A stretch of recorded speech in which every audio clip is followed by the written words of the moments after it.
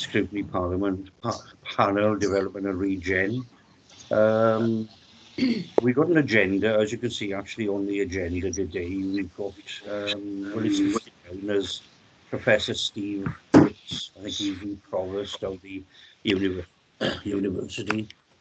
We've also got a Professor Keith Lloyd, the Vice Chancellor, actually coming as well. But they're actually going to, I was going to say, I can see Keith Lloyd wants to actually come in now, actually joined the meeting at 10:15, so I don't know if that's changed. Anyway, we'll kick off with the meeting. Right, I've had information from Emily. I don't know if this has changed. We've had apologies from Will Thomas, Mary Jones and Robert Francis Davis. Is that correct, Emily? That's still correct, Chair, yes. Okay, right. Right. Right, any disclosures of personal and prejudicial interest? No. Okay. Prohibition of whip votes and declaration of party whips. Everybody understand? Okay. Right, if we move on to the minutes of the last meeting, bear with me a second when I have a look here. Right, if we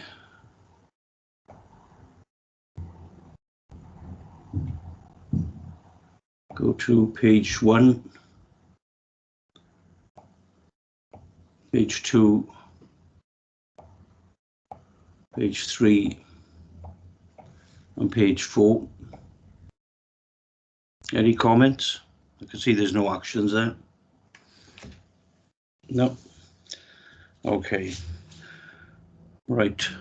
As I said, you know, they're not due to actually join till 10:15. We might move a couple of agenda items actually up the agenda. Any public questions, Emily? No public questions today, Chair, and I can see that Keith Lloyd has joined us now at the meeting. Okay, well, welcome.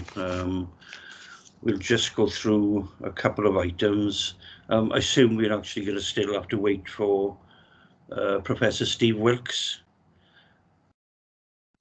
Can I ask Professor Keith? Sorry, can I ask? Hello. Good morning. Thank you, Chair, for allowing me to come to the meeting. Steve might be late. I will be doing the presentation. Okay. There we are. That's fine. We'll actually move on to that agenda item then. The item actually from Swansea University. It won't be Steve Wilkes. It'll be Professor Keith Lloyd. Do I understand you're actually the Vice Chancellor? No, I'm not. I'm Pro Vice Chancellor, which is they're very strange names we have for everything in the university.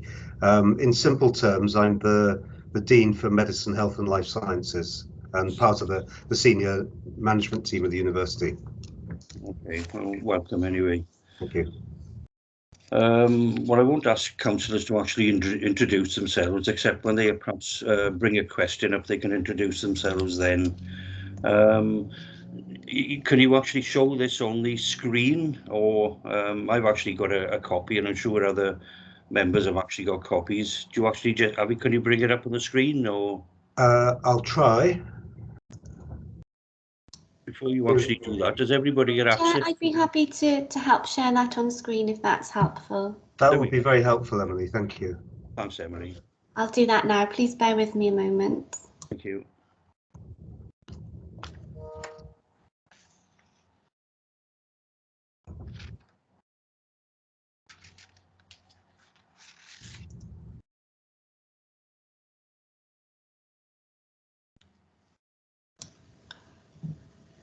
Can everyone see that presentation on screen?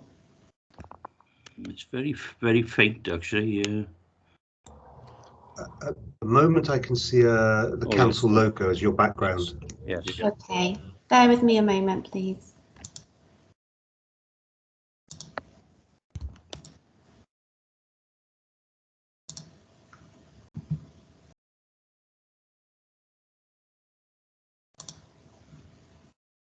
Can everyone see that now? Yeah, thanks, Emily. Great, thank you. Shall I begin? Yes, please, if you can. Thank you. So, Chair, thank you very much, and thank you to the committee members for allowing us to present to the Scrutiny Committee about this City Deal project. Members will be familiar with the City Deal project. This is one of the later ones, and it's a partnership between the City Council, Swansea University, and our two local health boards, Swansea Bay and Haldar. Next slide, please. So what we're hoping to do with this project is to do something really special with some of what we think are the unique capabilities in the region to grow a globally significant cluster of medtech and sports tech industries. Now you're probably thinking, what does that mean and what's the community benefit? I'll explain that as we go through. So next slide, please.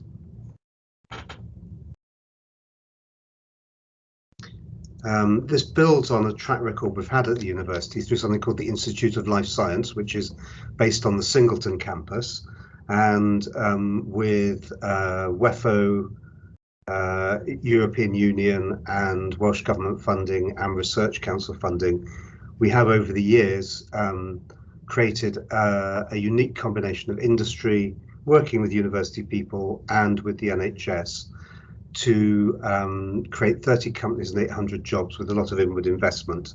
And during a particularly difficult time in the economy, and a period of austerity, we were able to put £3 back into the economy for every pound in public money received.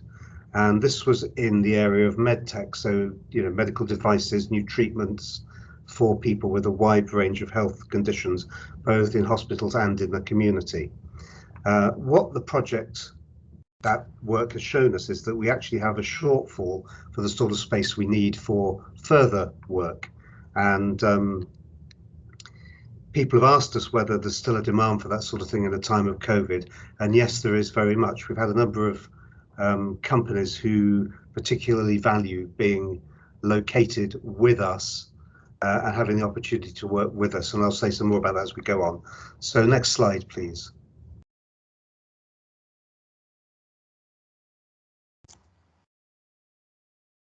So the objectives for the project, as I say, are to develop this infrastructure. So medtech is about all the devices, treatments and things that people need for health. As we move the NHS out of hospitals and into the community and move beyond COVID, people are going to have more of the treatments that they need nearer to home. And we need to get the technology right to enable people to do that in a way that's friendly for people to use. At the same time, we think there's a real opportunity to grow our strength regionally in sport.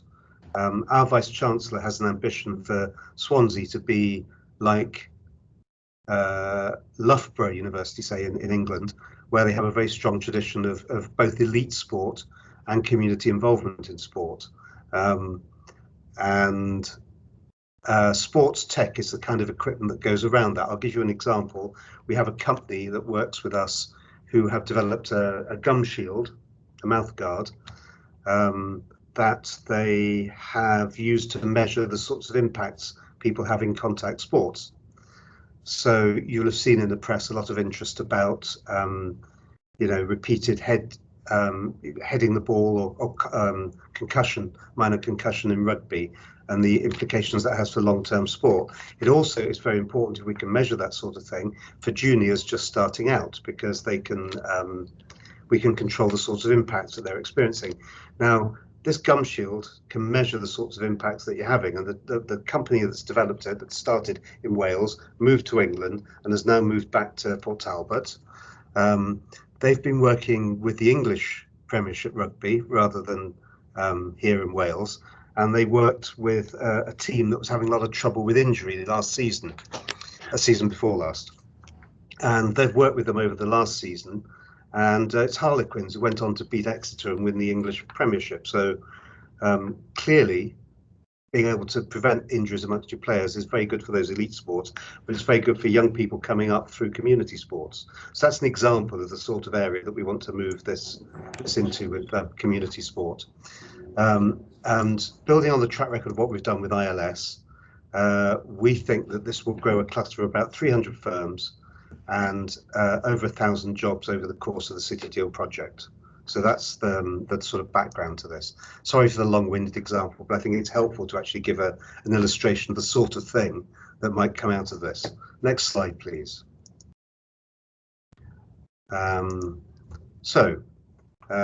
We've got commercial partners in place. We've actually got four major partners in place at the moment. It's commercially sensitive, so I'm afraid I'm not able to share with you who those partners are. I think it's fair. The only one I can actually mention is Sport Wales, but I guess that's not a particular surprise. We've got two technology companies, one UK based, one US based. We've got a pharma company who are particularly interested in diabetes in the area of physical health, because all the things about monitoring your blood sugar apply to people with diabetes, apply to athletes, and apply to people generally maintaining their health. So you can see the read across from health to sport and back again. Next slide, please. So this is the ecosystem. This is a very busy slide. What we're going to create in this space, which is effectively across Scrutiny Lane from the university where the national pool is, and up at Morriston in the old management centre, for those of you who know those locations. These are the sorts of activities that can go on. I won't read everything out on that slide because you've had access to it, but I'm very happy to take questions on that and try and answer them for you afterwards. So what is it we're actually doing? Next slide, please.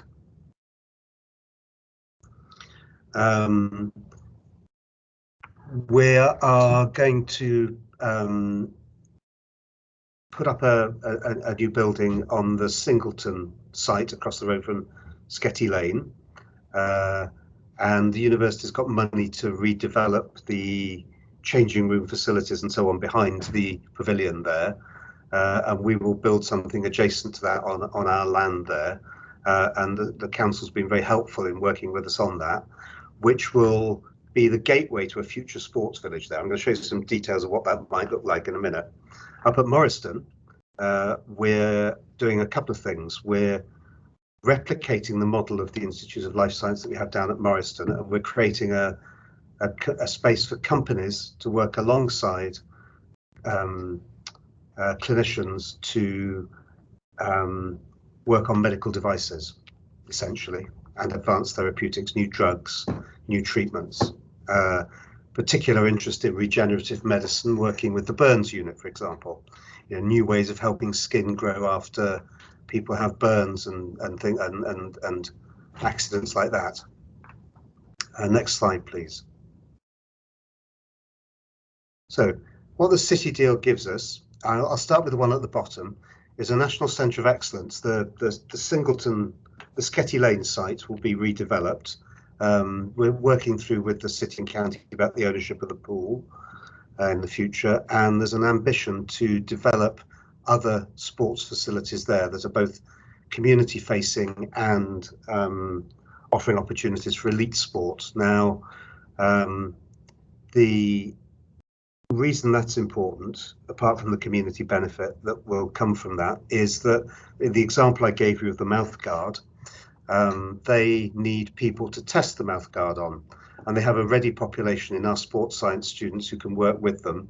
And in the same way that for medicine, it's really important that people have access to take part in clinical trials, so they have access to new treatments, particularly in the area of cancer, for example. Through this, we'll be able to do a similar thing with sport and allow people to take part with new treatments and new devices like the one I gave the example of. Next, yeah, so that's, yeah, okay, so as part of the City Deal up at Morriston, we will be working with the Health Board to improve the road access to Morriston, which I know the Deputy Leader has a particular interest in as a Morriston councillor, and we presented this to her not long ago, and were able to explain how, in order to unlock the 50-acre site to the north of the existing site, they're going to need to improve the road access, because we know that for the local community up there, the traffic associated with the hospital is significant, and the health board actually has plans to relocate some of the outpatient services away from Morriston, I believe, but that you'd have to ask them about that. But that would also help improve access and reduce traffic load around that area. Next slide, please. Okay, so this is the investment breakdown. It's usually my dog who barks, actually. I'm sorry, it's my daughter's dog. I'm actually looking after it. Excuse No, me. I quite understand. In my case, it's usually the squirrel on the bird table that sets him off. So this is the investment breakdown. We're looking for 15 million of city deal funding in the early phase of the project. All the outputs from the project and the risk are associated with the first phase, but the longer term benefits and the community benefits come from the investment that we'll leverage for the later phases of the project, where we are looking for a total investment of 161 million. Here's Steve now, actually. Welcome, Steve. I've begun the presentation. I explained that you would be along at some point.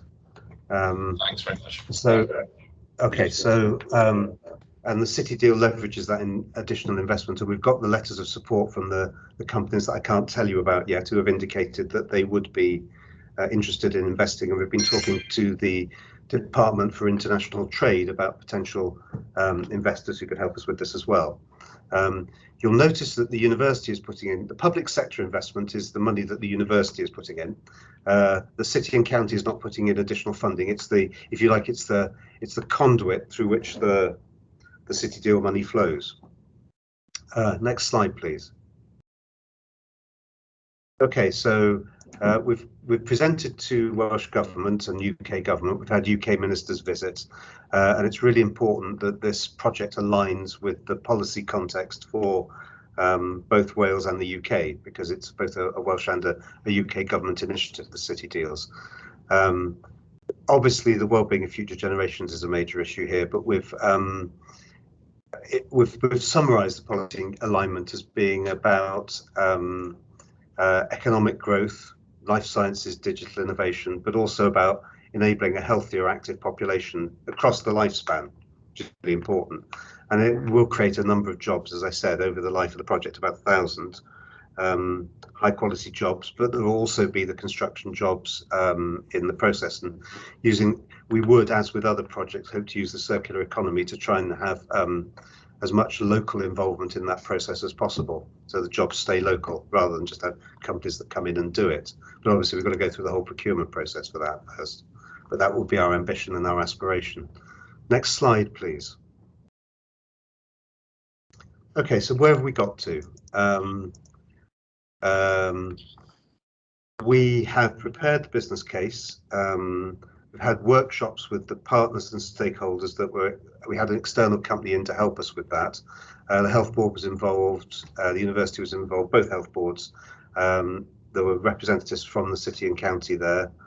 And we've had, as I say, we've had Wales Office Minister visit and the Economic Strategy Board. We've presented to them.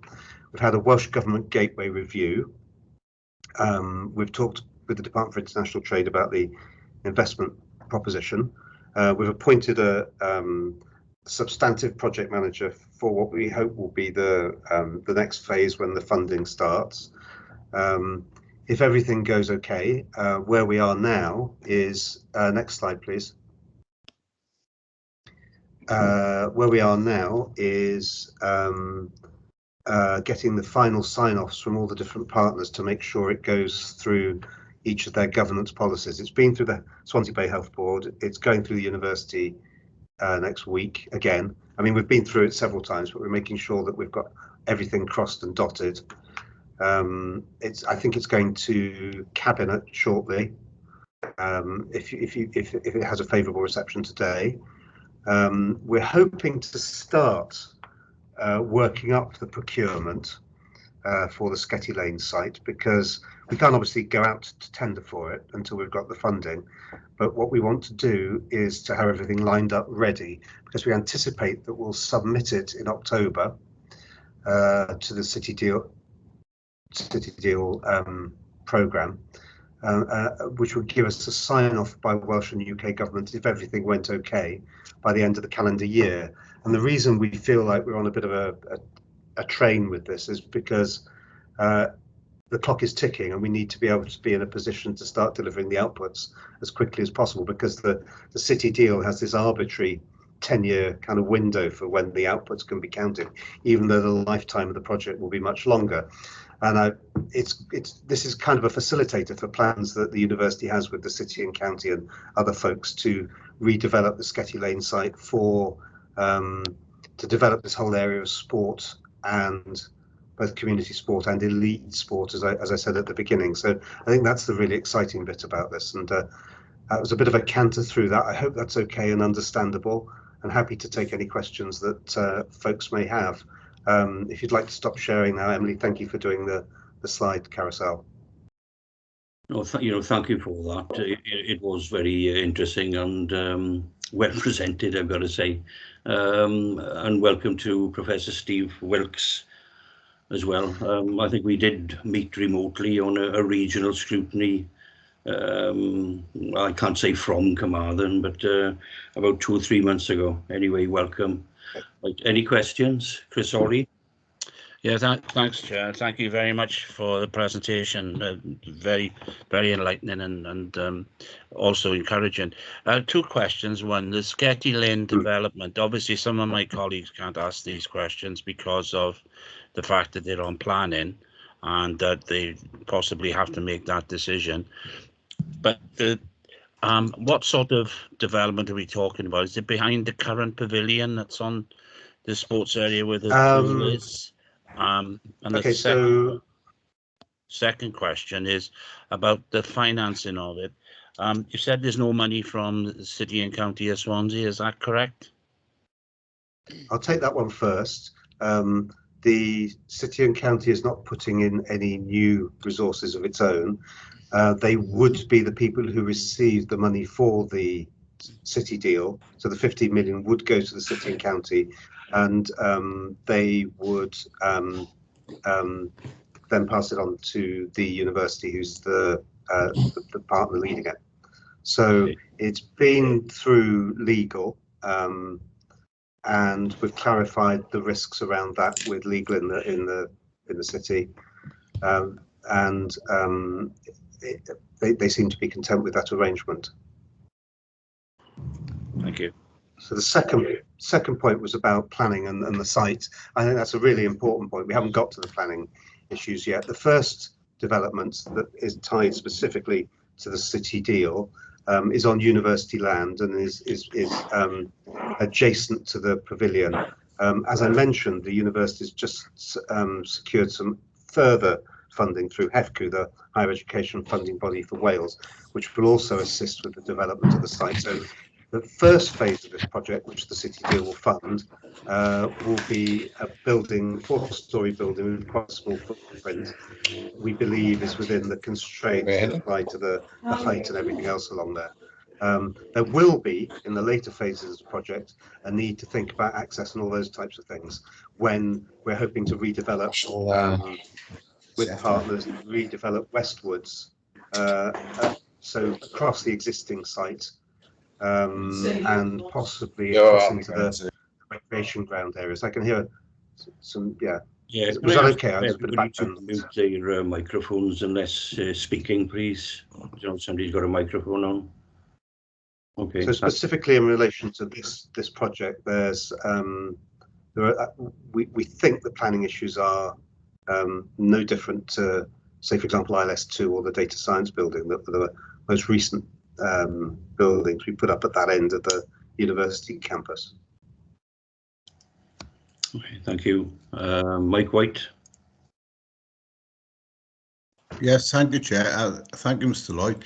Just one question I have for you. In regards to partnership and in creating employment, is the opportunity there to offer scholarships to schools for children that would like to take up an actual career in sports fitness? Well, that's the ambition. I mean, the university, it takes into the whole area of degree apprenticeships, which Welsh Government has a particular line on at the moment. And we're, as a university, only able to offer them in certain areas. But your question is well put.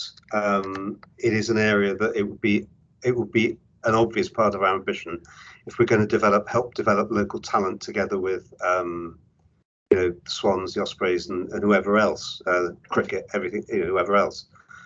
So we would be, as a university, seeking to offer opportunities for local people. I mean, we've had a few people come through the university over time. Alan Wynne Jones, for example, was one of our graduates. Okay. Thank you, Chair. Right, thank you. Right, Councillor Peter Jones. Yes, thank you, Chair. As it happens, I'm a Sketty councillor, and indeed I live just around the corner from Sketty Lane and Dulabesh Road. And I'm also, you'll be pleased to hear, a frequent and enthusiastic user of the gym on the site. So I'm fairly familiar with the Singleton site as such. I've got two questions I'd like to ask, if I may, Chair. First of all, particularly with reference to being a Sketty councillor, to what extent will the building work be disruptive in terms of access to the site, possible problems in Sketty Lane itself, any noise or disruption from the building work involved? So that's question one. And the second question, in relation to the building themselves and development on the site, I assume that every attempt will be made to maximise the carbon efficiency of the buildings and to minimise if you like, the carbon footprint that will result from the development. Those are my two questions, please, Chair. Thank you. Okay. Yeah. Again, I'll take this in reverse order, if I may. The last few buildings that the university has been associated with have all met BREEAM Excellence, the building standard for efficiency and carbon neutrality. Another of the City Deal projects, as you'll know, is about low carbon, and we will take the lessons from that into the planning of this. I mean, part of the opportunity is to have a flagship building on the corner of that site, which we would expect to be as energy efficient and low carbon as possible. So, I mean, that would be a design principle. I think I can say that without any fear of contradiction. In terms of disruption, it'll be the level of disruption that's associated with putting up any building on any site anywhere. My elderly mother lives down in Mumbles, and I think they're redeveloping the Conservative Club around the corner there. I think the builders have just got a number of permits to park on her road, which is going to be chaos for a few months. But hopefully we can manage that more effectively in this site, because as you'll know from your knowledge of the local site, it's possible to, it shouldn't affect the parking, and it should be possible to zone it in such a way that there's minimal disruption. I'm not an estates person. Our estates department are used to that type of activity and would obviously work with people such as yourself to ensure that disruption to the local community was at a minimum. Okay, thank you, Chair. Okay, thanks. If we move on to Councillor Peter Black, please.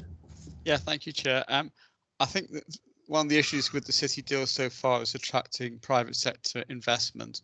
I know that's not a problem which the university has had, but certainly the council and other public bodies have. In terms of the slide you've put up earlier about the funding of this, phase one 15 million and phase two 57.43 million.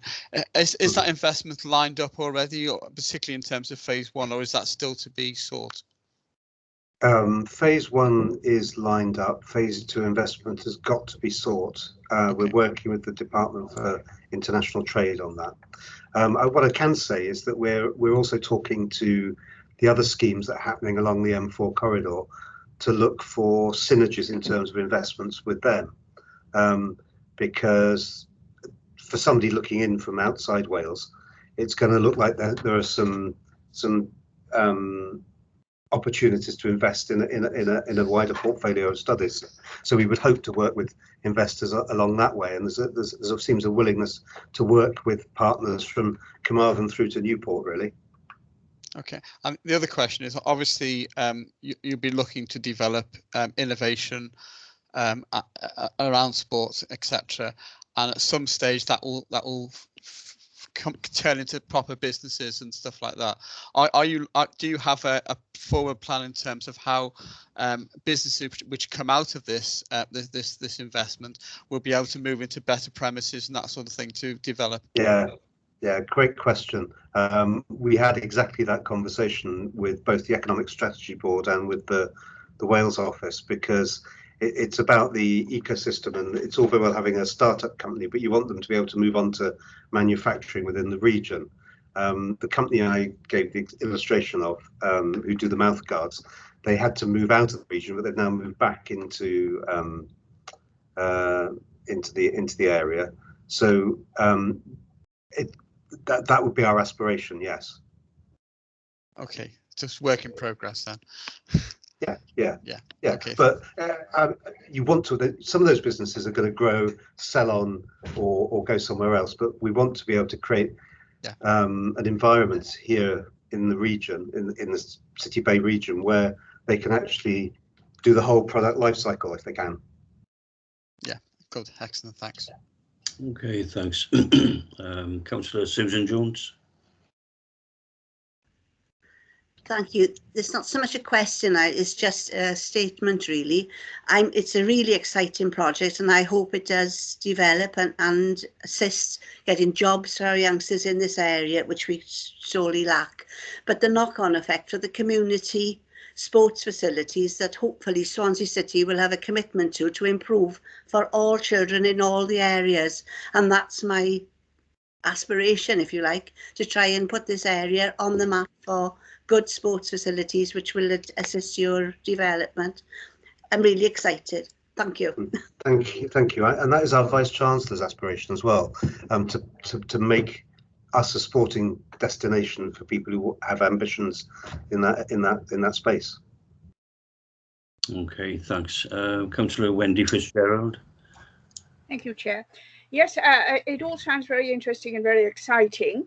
You mentioned that it's likely to deliver between 1,000 and 1,100 new jobs. How confident are you that that is a realistic figure? Because we're always being told that a project is going to deliver new jobs, so many new jobs, and actually my sort of operational base has always been to half the figure, and then you get to the realistic one. But are you confident that you're going to achieve, say, 80–90% of these new jobs? So I think your question is a good one, and I would be equally sceptical. The evidence for us being able to do that is our track record with the Institute of Life Science, which began in 2007, and the second phase finished in or came into operation in 2014. So using the Treasury's Green Book methodology, we were able to evidence that we produced 800 jobs with that, and we did it during the biggest economic downturn for decades. So we're applying a similar methodology to this. And again, using the Treasury Green Book methodology, that's what we believe the prediction for jobs is. It's always a prediction. We've just been through the government gateway, and they were asking us to make economic predictions for what will be happening in 2030. Well, if they could do that, if we could do that, I'd either be working for the Treasury or living in the Cayman Islands. So I think the best evidence that we have for that is our track record to date of what we've done with ILS1 and ILS2. Okay, thanks very much. I'll keep my fingers crossed. And the second point I wanted to make, you talked about a very, very interesting medical projects and devices, etc., which I'm sure will really be of huge benefit in the future. You then obviously went on to mentioning the development of the sports side, and you specifically referred to elite sports.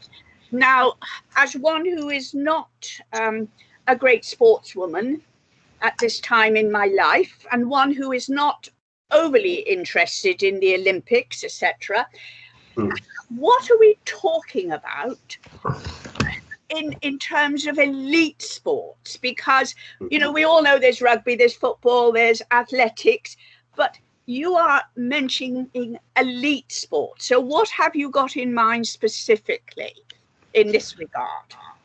Okay, so the university's ambition for sport is both for elite sport and for community sport. In terms of elite sport, it's about allowing young people with particular skills, whether it's, you know, male, female, people with disabilities, to be able to maximise their potential to go on to, I don't know, but to take part in whatever some of the young people taking part in the Paralympics at the moment in Tokyo, for example, have been through that sort of program with other organisations. Sport Wales has done quite well with cycling over recent years, for example. So it's about creating opportunities for people who have ability to realise their potential, whatever their background. So that would be that's the elite sport. And you can't do all sports, but but what we do have in the university is a program in exercise and sports science, which, in a sense, a bit like, you know, I'm a medic by training. My basic training was how to be a doctor. I've then specialised.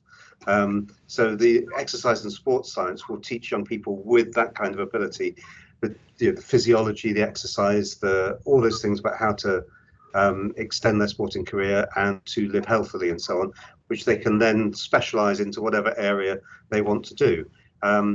The obvious things around us at the moment are the rugby, the cricket, the football, the swimming, but there may be other sports that come through. And again, it's about both male, female, and broadening access for everybody, really, in terms of that. In terms of community participation, we'd hope, again, I gave the analogy of medicine, where by having clinical trials available, more people get to take part in sport, get to have new treatments. We're hoping that with the facilities that we hope to develop on the Scrutiny Lane site and in other places around the city and county as the project develops, not the city deal, but the university's ambitions in this area, that will be able to offer more high quality venues for people to be able to take part in sport. Okay, thank you. Well, I think I am slightly more enlightened.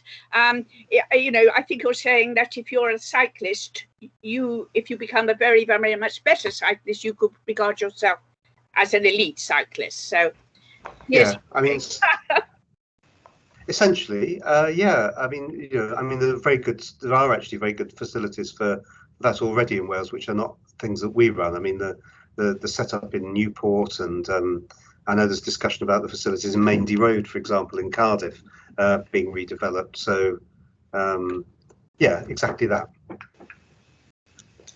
Okay, thanks. Councillor Paxton Williams. Thank you, Chairman, and can I say thank you to Mr. Lloyd for the presentation. It is very interesting. I think it's been said it's exciting as well. But I better start this by saying I am the member for Fairwood Ward, and you will know full well that you have considerable amount of ground out in Upper Calais effectively, and obviously it's used very widely by Swansea City AFC. Now, with all that's happening at the moment in terms of concussion and mental health in terms of head and balls, etc. Are there any plans in this just at this stage, or any embryo plans to work with the football club to look at this area and see whether there's anything that can be done in connection with this project and taking it forward?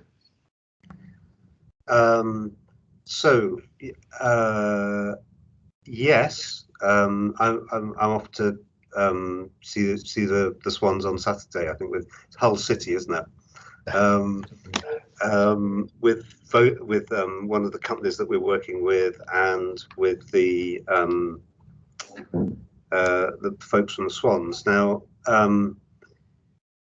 the initial uptake for the mouthguard project has been in over the bridge, but there's absolutely no reason why we wouldn't work with local teams, all of whom have extensive community outreach programs. So a lot of the discussion to date has been with the Swans and the Ospreys, and with the Scarlets as well, come to that.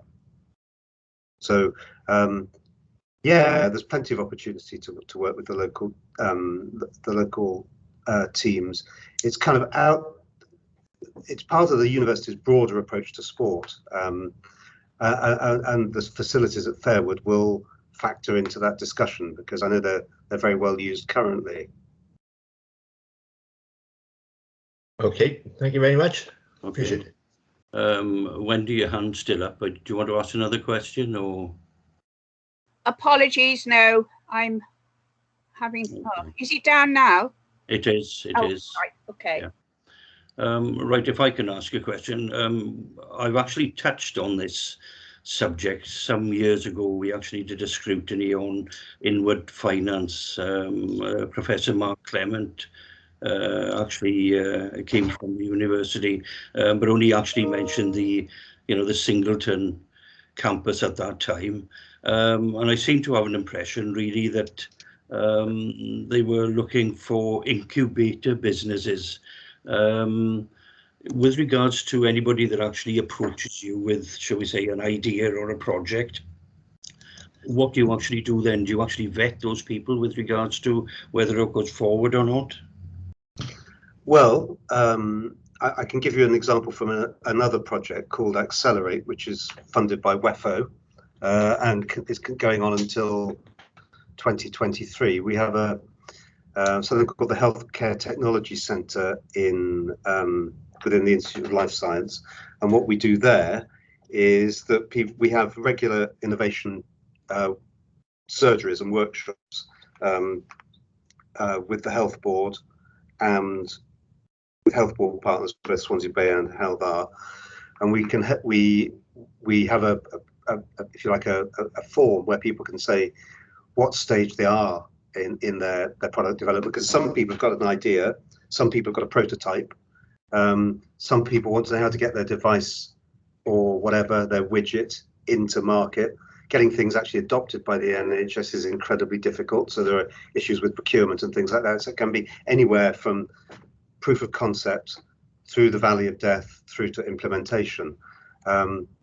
We've got quite a good track record of helping companies at different stages in that, not just within our area, but in engineering and other areas within the university as well. So we can offer people different kinds of support at different stages of the product development. So we have a shared IP policy with the Health Board, Swansea Bay Health Board, so we can develop those things in a safe space with them.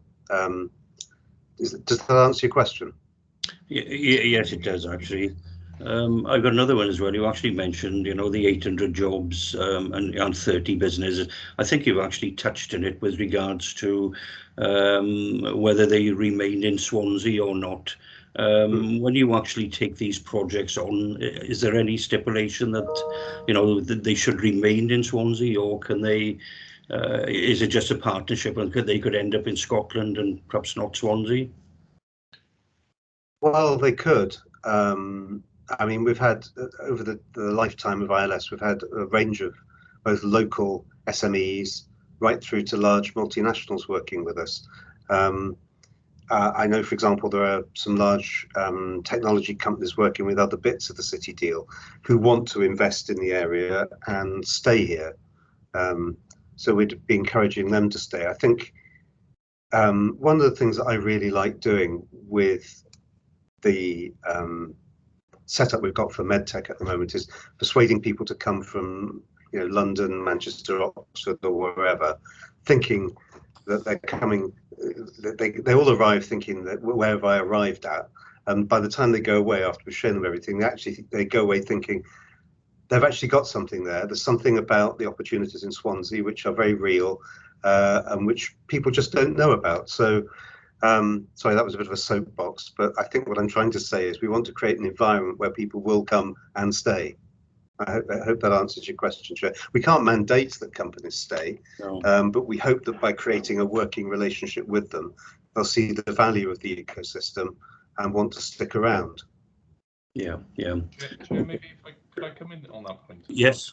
And I think this is very much about, you know, the regional partnership, particularly with Swansea Council, as to, you know, how can we collectively incentivise these companies to stay in the region as well. So there are going to be lots of opportunities with the developments that are underway in the city centre and beyond. So so again, I think this is where the partnership approach is absolutely critical in terms of being successful here. Okay. I can't see anybody else's hand up. I'm sorry, I've got another question as well. I think you mentioned earlier that you were not part of the city deal case, you know, the original, the initial, shall we say, city deal case. And, you know, I can see a figure of 15 million actually coming from the city deal. And I'm assuming that's the 15 million that was due to go to Trinity St David for the Box Village, and they changed their plans. And now it's actually come to you. Now with this 15 million, I assume that's going to help you to, shall we say, accelerate your programme on the, you know, with phase one? When the city deal projects were originally conceived, this was the funding allocation that went to that. I'm not aware of any connection between this and TSD, other than that we work very closely with TSD on the Accelerate project that I was just mentioning. But there's no connection between the money that's coming to this project and anything that TSD are or were planning to do that I am aware of. Chair, maybe if I could just add to that, this isn't a replacement project associated with that fund. This was scoped out as part of the initial city deal programme. So that it's independent in terms of the funding associated with Box Village. Okay, well, thank you for that clarification. It just, you know, I see figures, you know, it's 15 million, it was 50 million for them. You know, the money is actually coming through the local authority and then out to you. So I just thought there might be some sort of correlation there, but thank you for the clarification. Right, are there any other questions? No.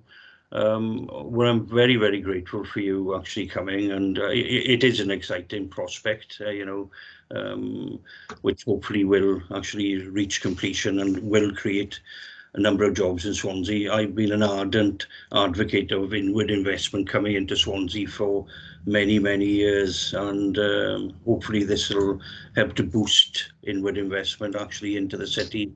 I don't know if you actually want to, either of you actually want to add anything to what you've already said. All I'd add, and Steve may want to add something else as well, is just to thank you very much for the opportunity to present and for your questions and for taking the time to consider the project today. I, like you, hope that it will be an opportunity for us to strengthen working relationships between the university and the city and county and the health boards, and look forward to hopefully being able to report back to you at some point on the progress we're making.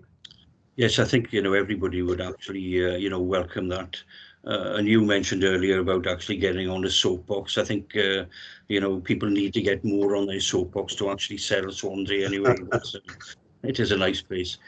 Okay, well, thank you for attending, and hopefully we'll see you again sometime in the future. Thank you very much for your time. Yeah. Thank you for your time, and thank you for your support as well. Thank you. It's appreciated. Okay, thank you. Thank you. Right. Okay. Well, I got to say, I found that quite interesting. I think, you know, the university is one of the largest employers in the city, and I think it's a well-recognised university in the UK, and hopefully things will come to fruition. Right, if we move on to the next item, which is the project update report. It's actually got Robert Francis Davis down, but he's not attending. Is it going to be Hugh Mowbray or Phil Holmes actually taking us through it? I think it's going to be me, and Phil can chip in as and when necessary, if that's all right. Yes, fine. If I can try and share my screen then. Yeah, hopefully members will have actually read this report as well, and picked out, questions beforehand. But yeah, if you can share the screen, please. I hope you can see that. I don't know if you can. I've actually got a hard copy, but I find that quite difficult to read, actually. Can everybody agree it's a bit small? If you can enlarge it, I'd be grateful. Make it full screen. Is that better? Yeah, Full screen view. Yeah. Okay, I'll try and sort of do it by an exceptions basis. If we move through, I don't think there's anything really new on this slide, so it just sets out all the times in terms of the timelines for the various projects. The only one there's a slight delay on is 7172 the Kingsway, and that's just signing the contract with the contractor. So that's almost there now, but it has caused us some slight delays, I think, with nothing else to report on that page. In terms of Copper Bay page phase, you actually got on is just the the front sheet of Scrutiny dashboard report. Is it moving now? No, it's still got the facing sheet as such. Let me stop sharing, then I'll try and load it again.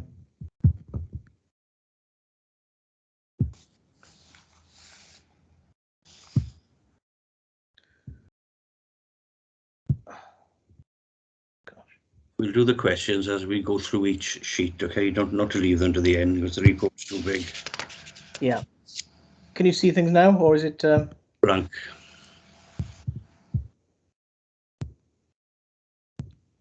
Is that on screen? Sorry. No. No. Right. Hang on a second. Oh, I'm getting so many. God. Oh. Chair, I'd be happy to share this report if there's a problem here. Yes, if you don't mind, Emily. I don't know why it's not working on this, but no problem. Bear with me a moment, Hugh. Thank you. Thanks, Emily.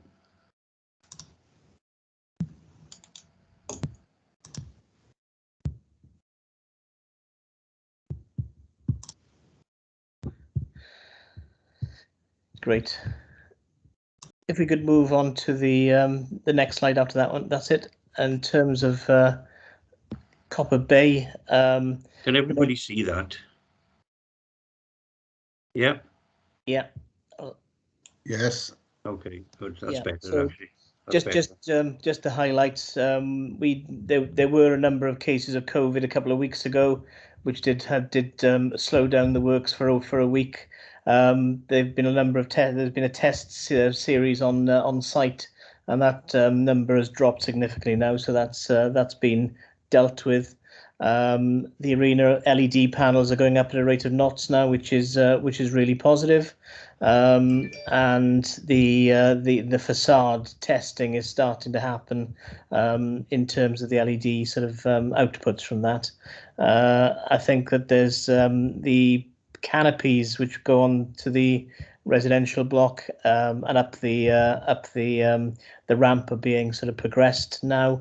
And work on the parkland continues, and the next stage for that is putting the plants in, which is going to be a very exciting time for the project, I think.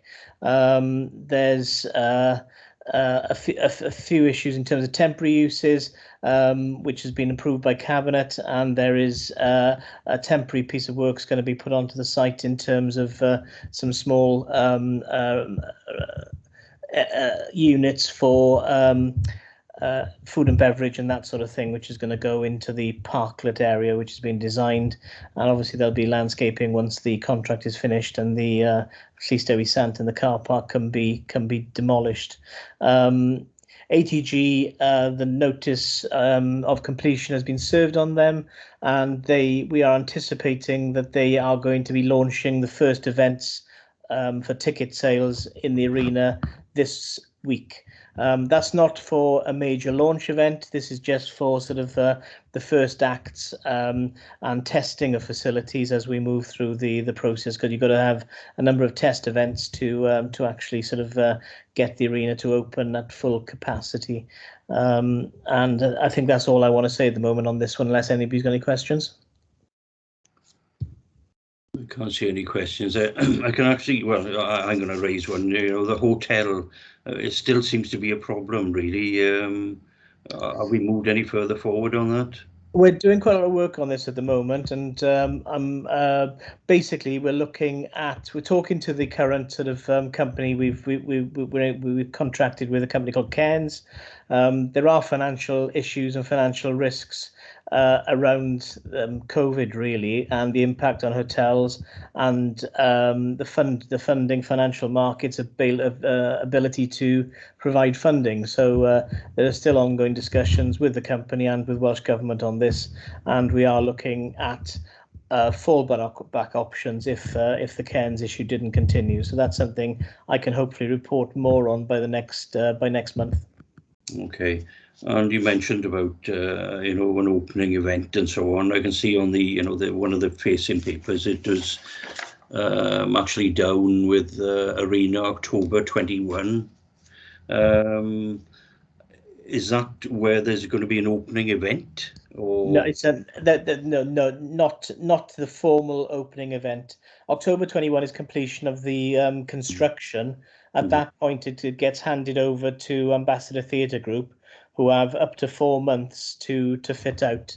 But they are looking at sort of at putting events on probably from March onwards is the by the time they've done their fit out and things start. The major opening event is still being sort of programmed at the moment. Part of the issue is that sort of lots of acts are not currently on tour. They haven't announced their tours yet, so it needs to fit in with that process. So that's an ongoing. And we had a meeting. We've had 2 meetings in the last couple of weeks with Ambassador Theatre Group to work on that, and they are going to come back to us by the end of the month with proposals. Yeah, part of the contractual agreement is that you agree the schedule, who's actually appearing and so on. So you've got to agree the acts, or can they just actually put I don't mean just anybody on and so on, but perhaps not as formalised as when the operation properly starts. The actual contractual obligation is Ambassador Theatre Group have sort of control over that. Obviously, this is a long-term partnership with the council, so they want to work with the council on that. So they have a yearly programme penciled in at the moment, and that needs to be firmed up now over the next month or so, really. But I think, you know, from what I've seen to date, it's looking very positive in terms of the quality and the quantity of acts which are going to come forward, and we will see this week what the first announcements will bring in terms of tickets going on sale.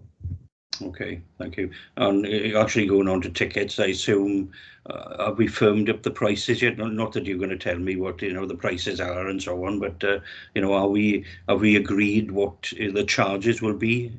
That's an ongoing discussion, but each individual event will have a different price. It's not a single price, because it depends on what on the act and what they actually what their promoters actually want. So it's the ticket price is defined really by the amount which the individual acts want. So that's something which will obviously, in terms of price, it needs to be as competitive as possible to make sure they sell all the tickets. So that's something which is in the forefront of ATG's mind, really, is competitive pricing to make sure, because there's nothing, basically they want to sell all the tickets. That's the rationale for wanting to operate this, really, is ticket sales are key. So we can come back to that, and we'll have some more detail on that once they start announcing their first acts. Yeah, okay, of course. Right, you can see no more hands. If we move on to the next page, then please. Yeah, great, Emily, if you could. Swansea Central North. Swansea Central North is not a lot to say on this at the moment, if I'm honest. There's we had a visit from 2 cabinet members from UK government, Robert Jenrick and the Secretary of State for Wales, and we are pressing them to try and get some traction with the Government Property Agency at the moment. The leader has written to them, and they're currently considering that.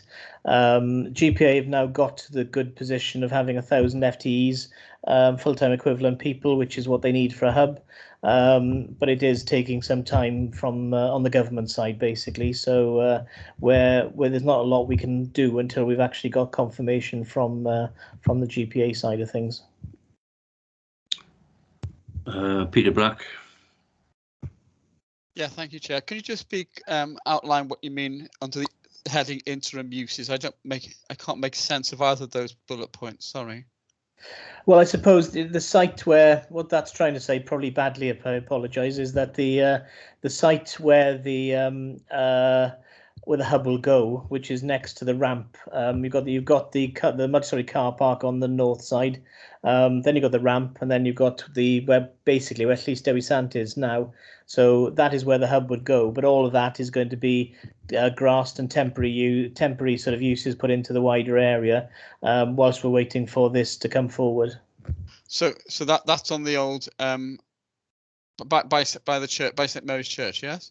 Yeah, all around St Mary's Church is going to be sort of grassed once the buildings have been demolished, and we've got this planning application in place to put some sort of commercial units into the area on a temporary basis. But it's all movable, and it's all sort of waiting for commitment for this scheme to move forward.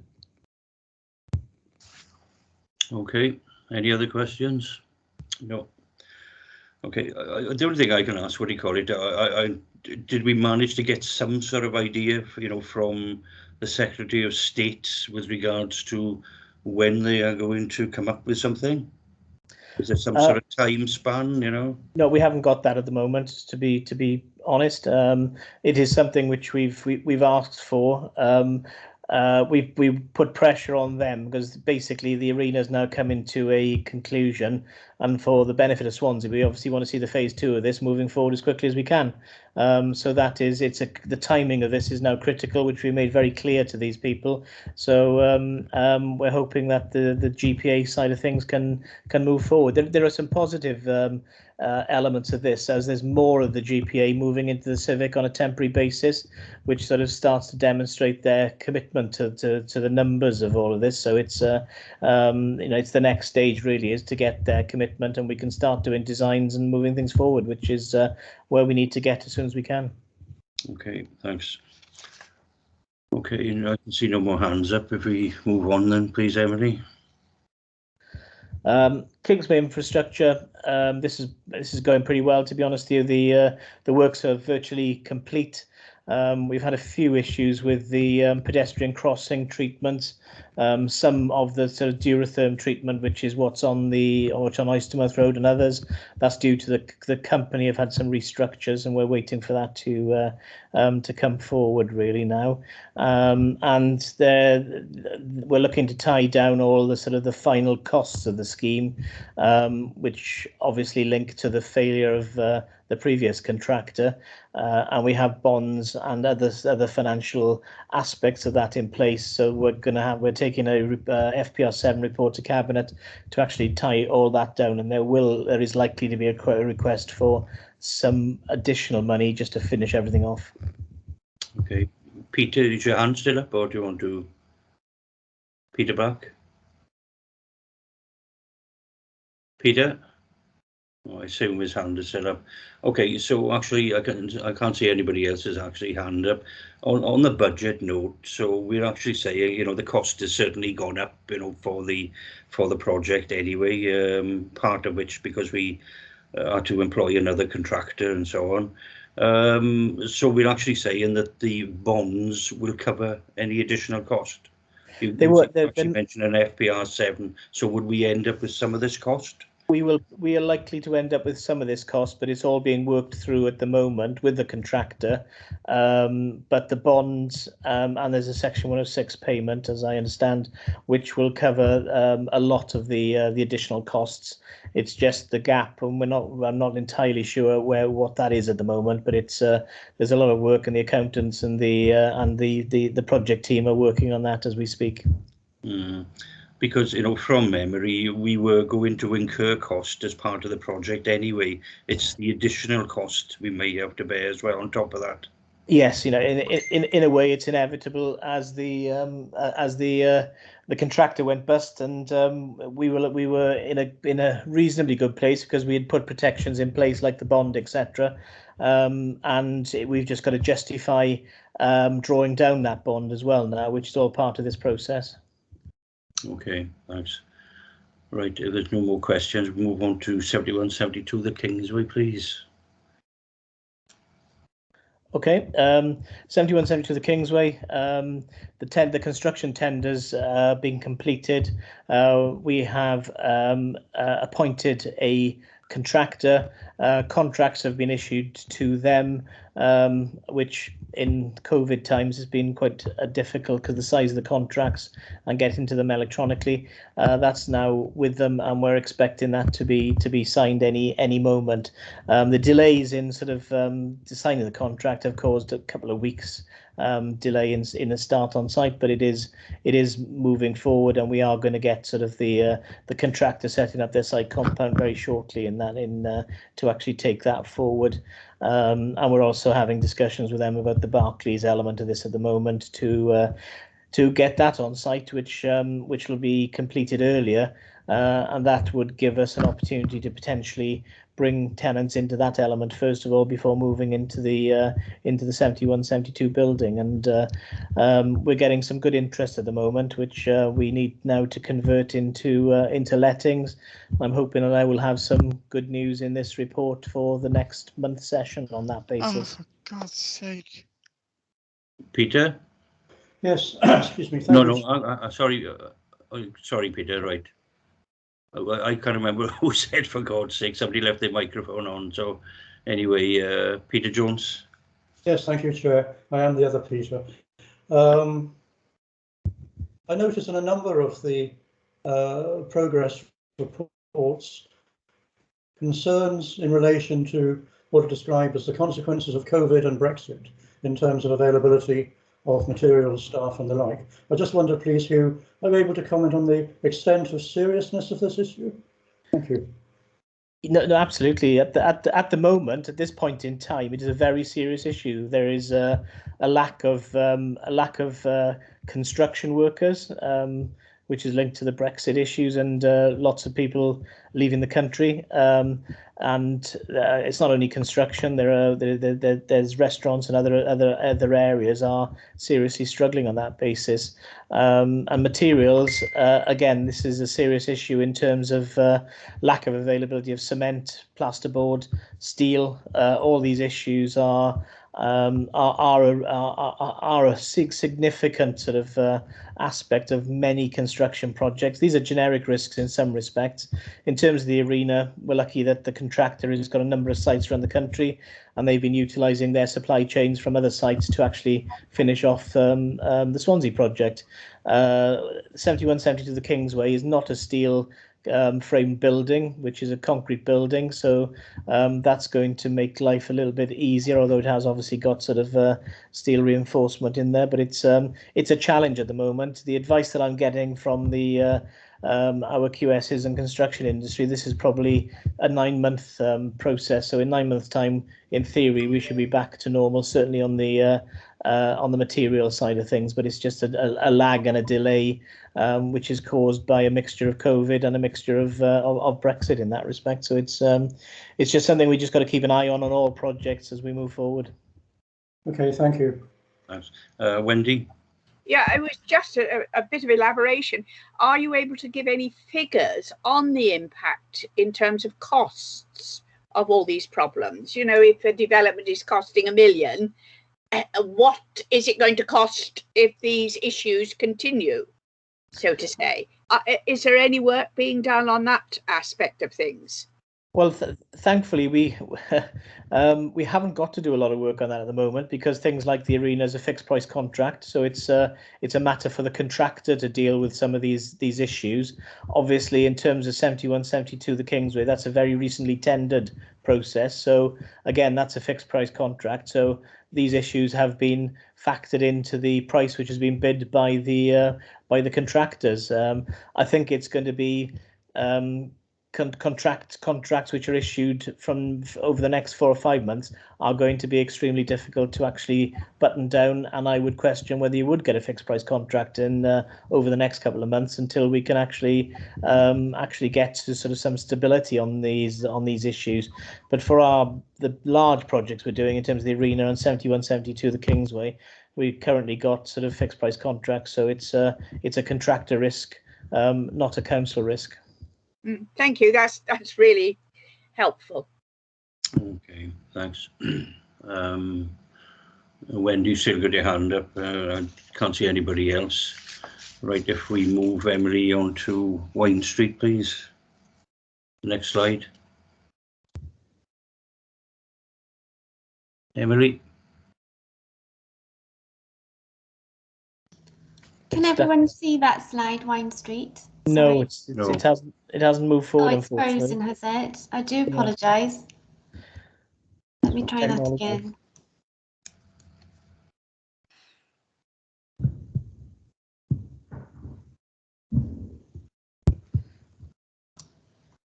Chair, it seems that the sharing screen is frozen if nobody can see that. So I've moved it on to Wine Street now. Yeah, it's not showing. It's still on Kingsway. Okay. I'll just stop presenting a moment and reload this. Okay, we'll have a 2-minute breather.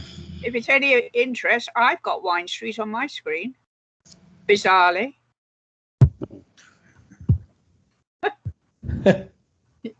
You couldn't make it out, really. Oh, it's all gone now. But I got. Technology must be good up with you. That's most unusual. Yeah, we got it now. That's back. Thank you. There's quite a large stakeholder consultation continuing throughout the whole process. So we've been having sort of discussions with the various stakeholders on the scheme, mainly the occupiers of the street in that respect. We've been making very good progress on this. There's iCreate are producing a fly through the finished article together with Castle Gardens as well. So again, sort of hopefully next month we could potentially show you that in terms of the meeting, which will give a demonstration of what it will all look like when it's completed in essence. So that I think that's a positive aspect which can demonstrate what it's going to do and how it's going to sort of move Swansea forward, really. Lots of progress has been made. Completion remains mid-November, ready for Christmas basically, and so I think it's looking pretty good actually, and there are a number of real positives, including the cleaning, relaying, and matching of the Yorkstone on the street, which looks really good actually. So that's moving forward.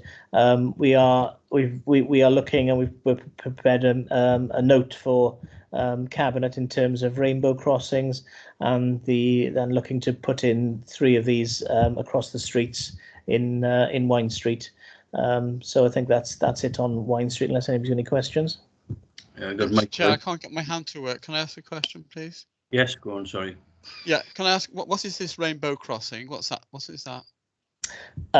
This is basically in support of Pride Week and the community in that respect. So it's been done in a number of cities, in London and other big cities, and it's something which cabinet request we looked at for Wine Street. So it's something which is going to be, and it's basically the pedestrian crossings. Obviously, Wine Street is going to be a fairly low trafficked area moving forward, but they will have the rainbow sort of colourings on the crossings. Okay. Your hand is working now, Peter. So, right, Mike White. Yes, thanks, Chair. Thanks, Hugh. 2 points. In regards to the hospitality business, were there any approaches made by the business in regards to improvements on the facades or frontages as part of the scheme? And secondly, in regards to the street furniture layout, what consultations with traders and businesses on that as well? Because going back to when we did have a report back just over 18 months ago with a PDC on infrastructure by a consultant firm before that, obviously we looked at Wine Street. These were some of the issues that were sort of flagged up. Just wondering whether these issues were taken forward. No, absolutely. We're not taking forward facades through this as the scheme, but there are grants available to occupiers through the various schemes that we've got going on, and which are all fully committed at the moment. So there's a lot of, and that's not only Wine Street, that's across the city. So there is money available for people to bid into to improve facades, etc. In terms of furniture, obviously there's been a lot of consultation with that in terms of where you put furniture, and obviously the sort of protection of the street in terms of the either end of it as well, which we've got some sort of concrete works there, which obviously we've tried to sort of build seating into some of those areas, but the seating is obviously sort of a crucial area, not to obstruct businesses and to make sure there's sort of a proper flow of people around the street. So there's been a lot of consultation on that, which has been taken into account where these aspects are going to be actually sort of put, and how the traders can actually put their tables and chairs out into the street as well, which is part of creating sort of an active and interesting and vibrant street. So that's all being considered, and it'll all be sort of brought into use as soon as we've got this completed and moving forward. Thank you, Hugh. Okay, Paxton or Williams. Thank you, Chairman. Very simple question, really. Basically, I've got absolutely no idea what a tumble set is. Could somebody enlighten me, please? It's a set is a square block of, or it can be different shapes, but it's a square block of stone. And to roughen the edges and make it look a little bit more older, sometimes they're put in a machine like a concrete mixer, really, which would then tumble those sets to actually sort of roughen the edges, etc. So it's just an element of the hard landscaping and how and the treatment that it receives before it's put into the ground. So it's an element of traffic calming, is it? There is, yes. There is the sets, but the sets basically it's trying to make things look a bit more attractive, and it's not and not have just tarmac in all the areas. So it's an upgrade on tarmac, and it's being used for the pedestrian areas, the pedestrian crossings, and some of the areas which lead into those aspects. And it's just to break the street up and to make it look a bit more attractive, and not just have blacktop across all the road network areas. Thank you, and sorry, Chairman, I had to show my ignorance to find out what that was. No, you've enlightened me as well, actually. Right, Steve Gallagher. Hi, Hugh. Quick question in relation to your risks. The fourth bullet point, which is in bold, I wonder if you could explain that, because, if we got masonry falling off buildings, the last thing we want is scaffolding there when we finish the work. So what are we doing about that, and is it hold up, etc., etc.? It's there have been some short-term hold-ups, but it's not sort of holding up the works moving forward. And we are trying to work with the owners at the moment to resolve these issues. As we know, a lot of these buildings are historic; they're quite old in that respect, and obviously some of them have not been repaired as well as or kept in repair by the owners as others. So it's an ongoing process, and we are working with the owners. And obviously we have got sort of ultimately we've got sort of powers through environmental health that can be taken to deal with some of these issues.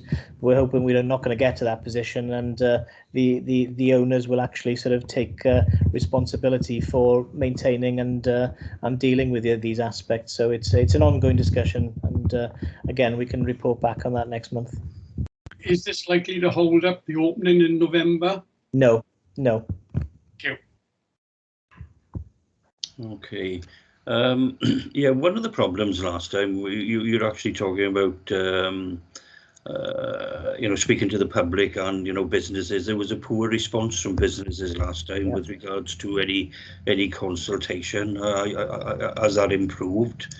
And also as well, I must admit, Mary and myself were actually down in Portsmouth over the weekend, and I assume this has been discussed with regards to safety. I know there's a lot of police actually involved down in Wine Street.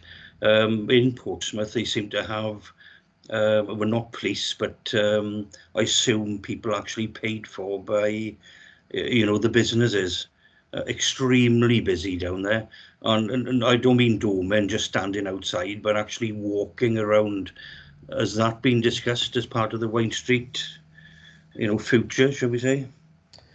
Well, there have been discussions, and as for the arena as well, we're looking at employing 2 new rangers for the evening economy, really. And I think there's a discussion that we need to have about what is their role and what areas do they cover. So I think that's not been fully decided, if I'm honest, but that's something which we need to think about. The police have obviously been involved in every step of the way in terms of the design of the street, including WEC 2, which is the counter-terrorism elements of the police, and who are very helpful in terms of advice. And that's why I was saying, really, in terms of the either end of the street where you can access it with vehicles, basically is a really important element, and that's been designed to actually sort of ensure that only vehicles which have consent to go there are actually sort of allowed through. So it's a very important, very serious issue, and we're trying to make the designs not look like sort of out of place in that respect, and they just seem to be part of the wider street furniture, etc., to ensure that sort of the street works and it looks the best that it can in that respect. So it's all these things have been taken into account.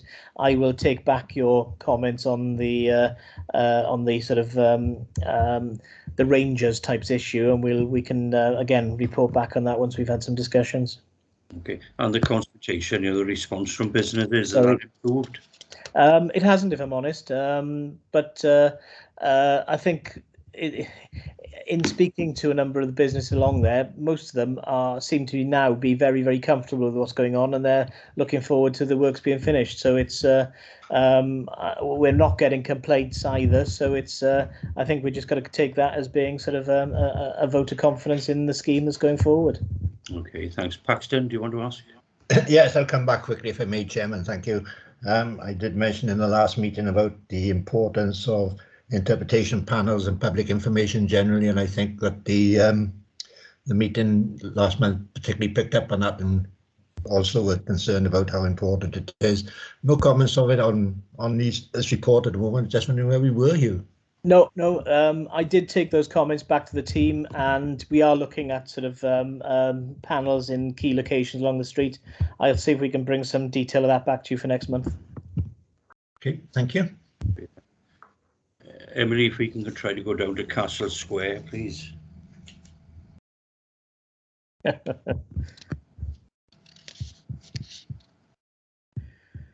Emily? The gremlins have set in. Here we go. Can everyone see that Yes. slide 8, Castle Square regeneration? That's got it now. Yeah. Okay, we're in the design process of this at the moment. There's a lot of work being done by architects, landscape architects, and involvements with the play team and other aspects and leisure teams to actually sort of take this scheme forward. There was a basic presentation put to the Design Commission for Wales last month, which was a positive. They made some comments but were supportive of the scheme. So we are now sort of trying to get the design into a position where it can then be approved by Cabinet, and we'll then be looking at a planning consent. There are 2 commercial units within the scheme to try and sort of create more vitality into the area, and the designs for this, as I said, are moving forward. Landscaping, which is obviously a key aspect of this, and part of our instructions is increasing the green space in the area, and we're currently gone from about 21% what it is now to over 40%. So we're looking at the detailed design, how the square can actually work, what are the turn-in circles for getting lorries for events into there, etc., etc. So the detailed grain of design work is actually being done now. So it's actually being worked up, and I would hope, again, within the next 2 months, we could actually bring a presentation on the on where the design has got to on this as a scheme. So that's where we are on this one, on Castle Square. Okay, Wendy. Thank you, Chair. It was just the risk, utilities and services, potential implications for scheme have been highlighted. What are we talking about here? Is there going to have to be a lot of digging up, etc.? Can you elaborate, please? Yeah, well, this is just linked into sort of water mainly, to be honest with you, and the proposals are to change the fountains, to change the structure of the fountains, and sort of take away the more permanent sort of water features, and have fountains which can be turned on and off, and you can use the space if you need to. So it's whatever, and this is just a general risk, to be honest with you. Whatever scheme I've ever been involved with, to be honest with you, services are never in the place where they are indicated on maps. So it's that's a risk, and timescales with some of the utilities as well, in terms of how they would program and do works, is another issue. So it's I think it's something which is ingrained in my sort of methodology of working, that we've the services is an issue. We're not saying it is an issue. It's a major issue here, but it's something we need to keep an eye on in terms of risks, and making sure we are keeping on top of that element of it, and making sure the design team and the project managers are clearly aware of those issues, and they are investigating them as we go through the process. Yeah. Thanks very much. Okay, you can see no more hands, except it's actually got funding to be agreed by Cabinet. I thought this was going to be privately funded. No, that's never been the intention. This is a Swansea scheme, but there is the potential for a number of other funding streams, grants, etc., to come into this, and so that there are ongoing discussions. But there is a report to go to Cabinet in terms of seeking the funding to move this forward, subject to any grants which may be available. And there are quite a large amount of that at the moment, which is being sort of we're trying to factor into the process and firm up, to be honest with you. So it's we're not quite at the position where we actually know the costs finally yet, or we know the level of grants which we can actually sort of secure to for the design. So it's a work in progress. Okay. We don't know when that's actually going to go to Cabinet, do we? Or... I'm hoping it's going to be October. Okay, I think it'd be interesting for members to read that. Right. It's going to October, subject to us getting these costs aspects sort of actually finalised. Yeah, okay. Right, moving on, Emily, to Shaping Swansea. Okay, great. Yeah, Shaping Swansea. This has been sort of a 9-month process where we if you remember, Peter we Jones went. has got his hand up, or had his hand up. Sorry. Peter Jones had his hand up in the last slide. Yes. Sorry, Peter, I missed that. No, I appreciate it. My interest was in the reference to possible archaeological interest in the site, obviously given its association with the castle, medieval archaeology and so on. Do we have any reason to suppose that there will be significant interest from an archaeological perspective leading to a delay in the scheme proceeding? Be exciting if there are. Yeah, no, it's a good question. This is the castle walls actually went through Castle Gardens as such, but there was a significant department store on the site, which was Ben Evans, which was destroyed, unfortunately, during the war.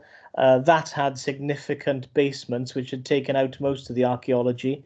We're not anticipating there are any major issues, but during any construction, we're not looking to go down deep in terms of any depth in terms of excavations, but there will be a requirement for a watching brief from archaeologists when the groundworks are being undertaken for a scheme. So there's a process, but there's no anticipation at the moment there will be any fines. There have been digs in the area or around the area, and they have found previously that the basements have taken out all the archaeology which was there back in Victorian times, basically. So the answer is not. We're not anticipating any delays.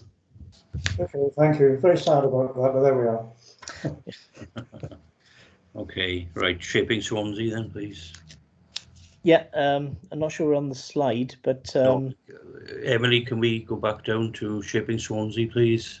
Yes, that's showing on my screen, Chair. It might take a few moments to load. Yeah, okay.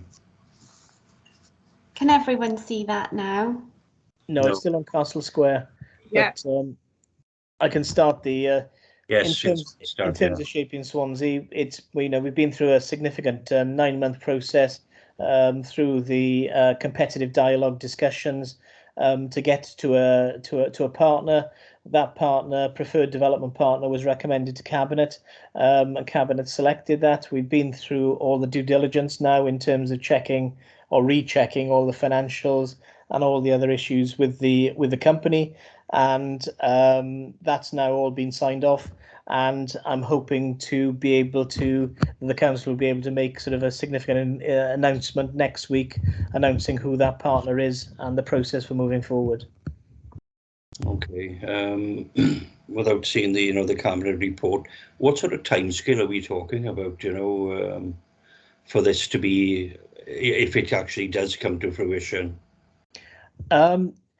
Basically, about a few years, yes, for all the projects. Or for all the projects, it's probably 20 years, to be honest with you. This, the whole essence of Shaping Swansea, if you remember, we did a pin notice to test the market first of all, and the market response to that was this needs to be a project of scale, and it needs to be a long-term project as well to have serious players expressing interest in it. So it's basically there are 7 sites as we previously reported in the initial thinking, but the agreement also allows us to bring in other sites if we need to. So we've actually got a full professional team developer to actually take things forward. And again, if you remember, the whole essence of this was to transfer risk, really, in terms of getting a private sector developer to work with the council and for them to put forward all the workup costs, which we wouldn't have to do on schemes, and just work with them then to deliver and move things forward. I anticipate that the milestones really are, I guess, it's actually announcing the developer, the preferred developer process. We actually did a lot of work on the legal heads of terms during the OJU process. So I would hope within 2 to 3 months we would have signed up a strategic partnering agreement, which is a high-level agreement, and the governance structure. Then it has individual development agreements for each of the sites moving forward, and I can see certainly within 12 months we will have made significant progress on 3 of those sites, and I would hope within 12 months one of them would actually have a full detailed planning consent and be about to start on site. So they've done a lot of work on 3 of the sites as part of the competitive dialogue process, and it's then moving forward with some of the other ones. So I'm expecting them to be able to hit the ground running and to do a lot of work and to move forward as quickly as we can. And this is really important, I think, for the partnership to get the first scheme completed. And it's then actually a demonstration of the partnership delivering and working, and looking forward to the future in terms of the long-term delivery. Then, so it can't be looked at as just a quick couple of years process. This is an ongoing process which could be for 20 years plus. Yeah, I must admit I can't envisage there's such a, shall we say, a large contract over such a long period of time. how it's going to work. I'm not knocking the project at all, but it's mind-boggling. So there we are. We shall see. Okay, if we can move on to repurposing Swansea. Repurposing, the report has now been completed and it's going to Cabinet in September to accept the principles of the interventions which are being suggested, and some of the short-term budgetary aspects which are available now to do some short-term smaller works in Oxford Street and other areas, and then we are looking at how we deliver the bigger projects, which the interventions are being suggested. And basically that's a conversation with Welsh Government, it's a conversation with the Shaping Swansea partners, and the Cabinet report is basically saying that we would need to, on the basis the Cabinet supported the report in terms of the architectural report, then we would come back in a month or so's time with a further Cabinet report to identify a delivery model for that, which we are working on at the moment. So it's a two-stage process, really. Okay, right. Moving on, city deal. Well, we've actually covered a lot of this. Yeah, I think I can confirm that the Trinity aspect, the 15 million for overall for that project is still with Trinity. They've just done a change request actually to slightly change the funding profile to help deliver the first scheme, which was the Box Village. It's now the Innovation Matrix, they've renamed it. So that has moved forward. Obviously, with the contractor being appointed for 71, 72 the Kingsway, and the change of the Trinity scheme, we're looking at updating the business case at the moment for resubmission to the joint committee through the joint committee government through the city deal governance structure. So there's quite a lot of work going on through all of this at the moment, which will result in the new business case being submitted, and obviously 71, 72 progressing on site as well. Yeah, I can see a couple of hands up. With regards to the 15 million, I'm glad perhaps you clarified, because there's only so much city deal money that's actually going to come. It hasn't increased, and from my understanding, between the City Council and UWTSD, there was £50 million. 15 million was the Trinity St David's, and 35 million was the City Council. I think we need to get some clarification with regard, I don't know, perhaps Emily, if we can write to, or Hugh, if you can answer it, where's this additional 15 million actually come from? Because I understand the Swansea University weren't part of the original City Deal programme, we can check this out. My understanding was that the health project was included in the original figures. As you rightly say, there's no new money being allocated to the city deal, and government, because of how other city deals had moved forward in other places, insisted that all the projects were allocated funding at day one, subject to the business cases being progressed. So I think that the health board project was there, and the 50 million was allocated to that. It just happens that it's a similar figure for Trinity, but it's a completely separate bid, really. The Swansea digital waterfront business case does not include the health aspect. That's a separate bid.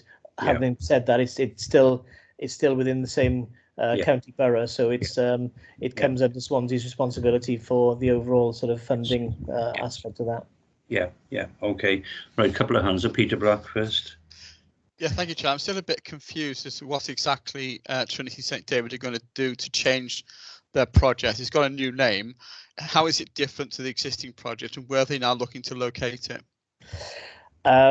Right. Okay. Well, previously they had put forward Box Village and Innovation Precinct, which were two buildings which are going to be built on SA1. The new proposal, where they're changing the names certainly of the first project, and they're looking to bring more City Deal money forward from the second project into the first project to help deliver that first. And that's what this change request has been about, basically. And that will still be in SA1, so that's Innovation Matrix. The second project, which was the Innovation Precinct, they are looking to move that into the city centre to be linked in with a regeneration scheme, which the council is doing. And it has less City Deal funding in it, but they are committing to fund the gap in that one themselves from alternative financial sources. And it's probably 3 years after the first one is completed, so it's there is a delay between the first one on SA1 and the second one then being built in the city centre in one of our projects. And we are having monthly discussions currently with Trinity on how we've had discussions on obviously the change request and the change report and how that's then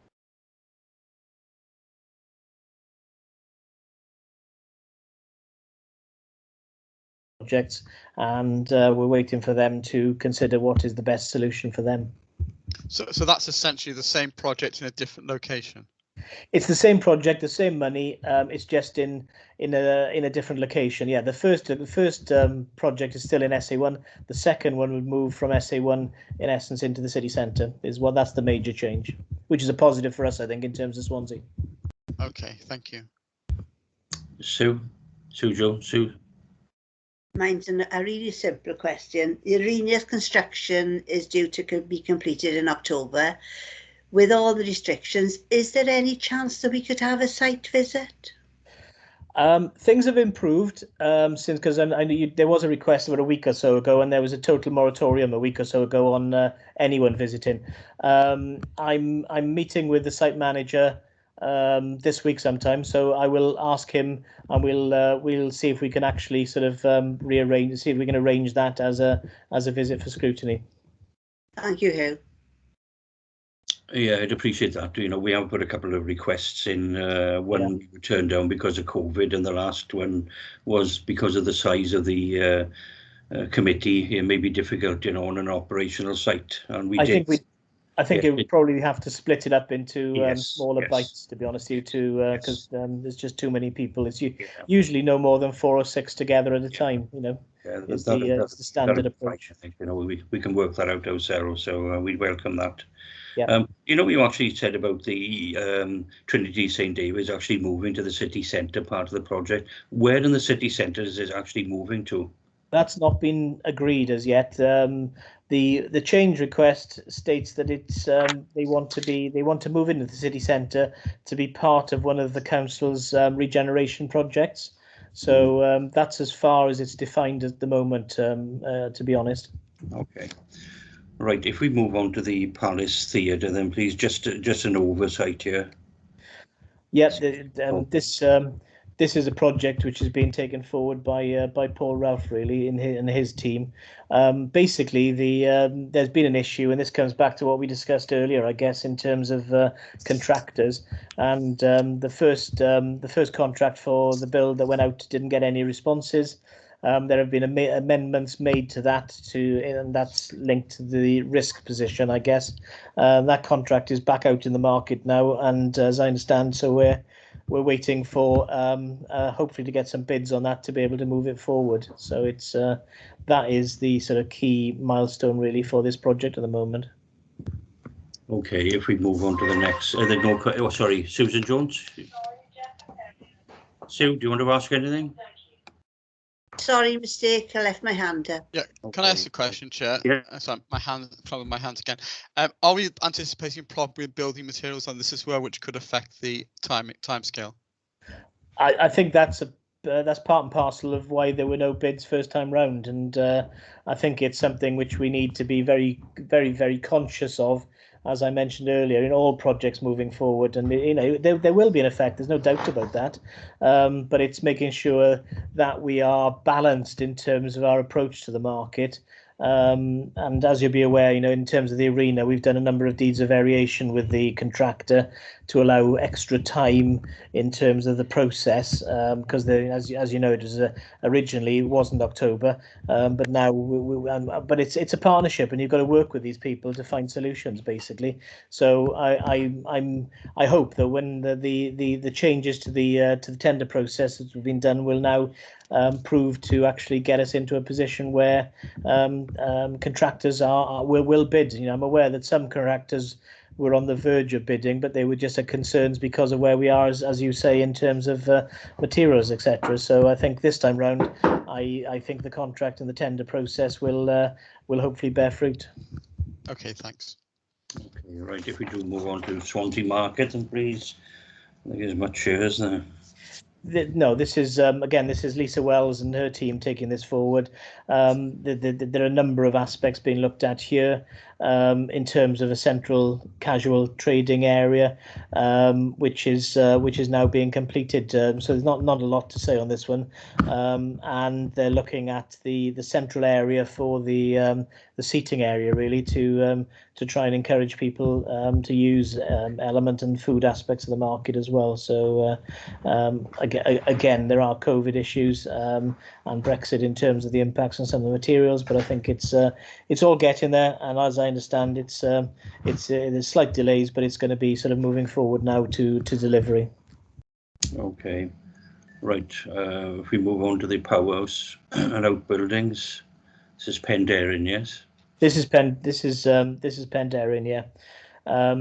Basically, the contractor, again, this is linked to COVID and other things, because how you manage your construction teams is quite critical at this point in time, because most contractors are splitting their teams into a number of different teams which never meet, really. So you've got to have more areas for canteens and toilets, etc. So as you can actually sort of make sure the teams are separate to ensure that if one team does go down through COVID, then you've got sort of people continuing on site. There have been extensions of time requests from the contractors on this, where there have been a number of them actually, and this has been worked on. There are delays in that respect, and if this is obviously a small site as well to deal with some of these issues, and it's a difficult one in that respect. So it's the team are doing a good job in managing the process and trying to make sure it sort of is moved forward as quickly as possible. And obviously discussions are undertaken regularly with Penderyn to make sure they're aware of what's going on, and they're fully appraised and accept and understand the position. Okay, I can't see any hands up. Right. If we quickly go through the strategic sites and projects overview. Any comments on any, if we pick up the first page, anything on Tower Riverside? Anybody want to ask anything? Yes, please, Chair. Again, yes. I can't get my hand to work. On the skyline, I noticed you've got timescale and budget both on amber, and you're saying a response is being prepared for the NRW formal consultation, which closed on the 16th of August 21. Is this still online on track to actually be finished, and when do you anticipate this actually going in? The consultation with NRW is they're planning to sort of replace trees on the site. They're looking to take out the non local trees and replace them with more specifically sort of local species in that respect. So we just want to make sure that they're not doing that in areas where we'd have to take them out if there was issues when Skyline sort of start looking at their build. So that is a separate issue, I guess. The Skyline, so we're just waiting for the business plan then, yeah. Yeah, the bit, in terms of the business plan, we've had two very positive board meeting responses from Skyline recently. They've now allocated the money to their project manager to actually start all the detailed designs, and they've also allocated the money to redo the business case for submission to Welsh Government, which is going to be made by the end of September. And this is for the funding request, basically. So if that is submitted, then there will be a process of due diligence on the funding side of things from Welsh Government in conjunction with the council as well. well. That will then lead to a formal offer of funding towards the scheme, and then that is the final Skyline board decision on whether to proceed. And I suspect that's probably going to be towards the end of this year. Okay, thank you. Okay, right. Mariner Street, any questions? No. Landau Park and Ride. Vilindre. No, Chris Holly had to leave the meeting. I'm sure he would have.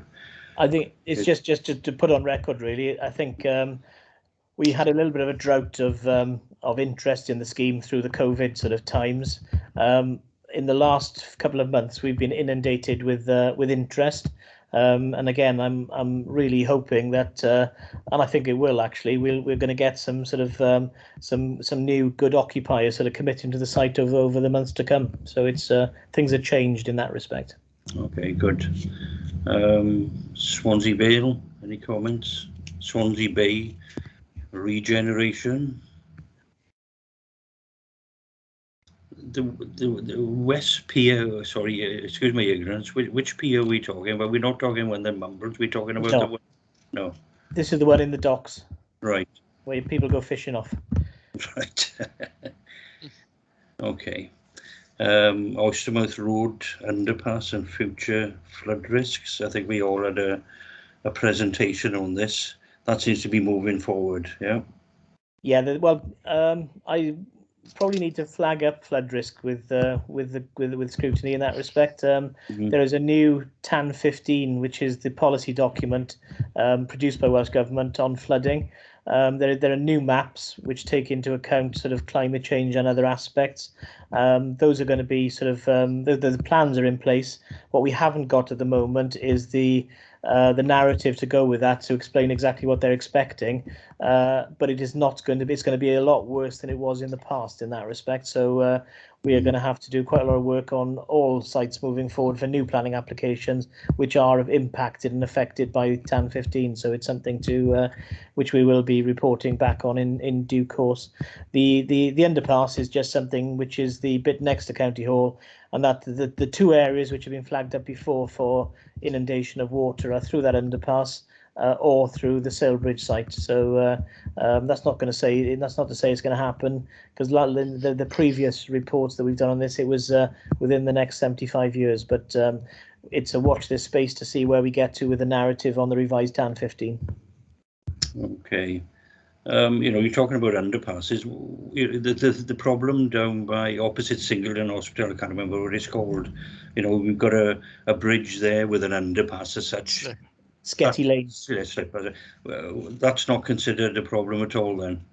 Not at the moment, unless we need to do quite a lot of work on these flood maps and the narrative, as I said, once that comes through, and we will be producing some raw reports on feedback, which I'm sure we can bring to this group in due course. Okay. Right, if we move on to Tower, Riverside Corridor, Harvard Copperworks, I think we've done a lot of these anyway. We've gone over them, haven't we? But if we just shoot through them, please. Yeah, there's not a lot to say on some of these. I think, again, this is Paul Ralph's team. The engine houses, some really good work's been done on that to actually sort of protect them for the future. So that's something which is going forward, and there has been some sort of works to protect some of the other buildings in those areas as well.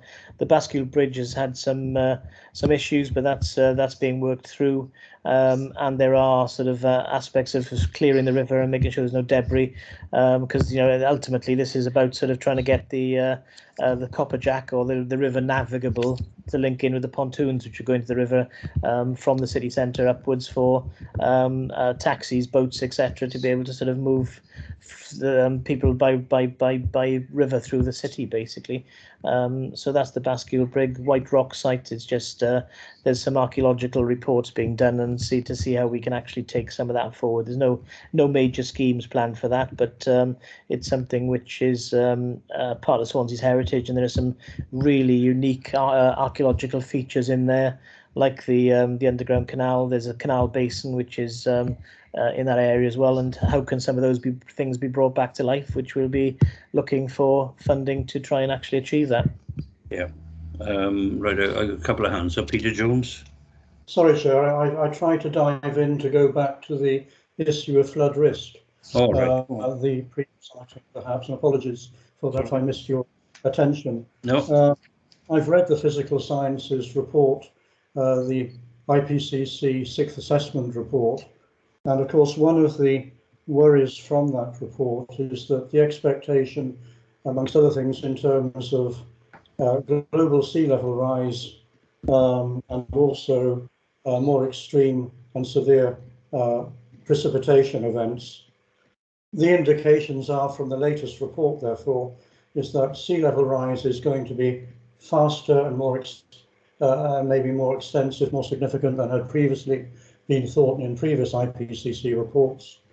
I just wonder whether, noting the comments that you made, that we will need to reassess the adequacy of the sea defence preparations that the Council will need to make to ensure that the perhaps more severe effects and the more earlier and frequent effects that the 6th Assessment Report is suggesting that we do take, I'm sure we shall, but that we do take proper account of those, because it's looking more worrying now than perhaps even the previous report from IPCC. Thank you, Chair. No, if I can just briefly comment on that, I agree entirely with Councillor, and I think we need to get to the bottom of what the narrative that the actual written text which goes with the maps will actually say, and that will give us sort of some more a firmer indication on what we need to look at and the areas which are affected, and we will need to do quite substantial amounts of work on that. And I think we will also have to look at undertaking sort of flood mitigation sort of consequence reports to actually see how what the solution is to some of the issues which are being raised. So a lot of work to be done on that, I would think, is the summary. Thank you. Okay, Peter Black. Yeah, thank you, Chair. Sorry if I've missed. I've had quite a lot of connection problems throughout the meeting. I can't see any reference to the Penderyn development at all. Is that still ongoing? Yes, we have been through that. It's basically no, it's fine. It's fine. The contractor is on site. They are facing the same difficulties as everybody else at the moment. They have formally submitted extensions of time requests to the council, and we're working through the process with them. And I think, as I was saying earlier, really, I think that the key thing is that at the moment, all of these things are going to be partnerships. It's we're not it's not a conflict with the contractor. It's working with the contractor to get the outcome that we all want in that respect. So it is a challenge, but it's a process which is being worked through by the team. So we're looking for a planning application in due course, are we? Or has that gone through? No, it's got planning. It's on site. Planning, right? Okay. So it's it's in theory it's completed towards the end of this year, to be honest with you, for handover to Penderyn to do their fit out. Okay, that's great. Thank you. Sorry I missed that. No problem. Okay, well, just to clarify, we've gone through Velindre, Swansea Vale, Swansea Bay, and Oystermouth Road Underpass. We've actually gone through as well the Vivian Engine House, which is Penderyn, yes? No, that's something else. The engine houses are the two chimneys which are left on the site there. They're on the river frontage. Right, okay. The Basque Bridge, we've gone through White Rock Sites Laboratory Building. Right, if we move on to the Fabian Way Innovation Corridor, then please.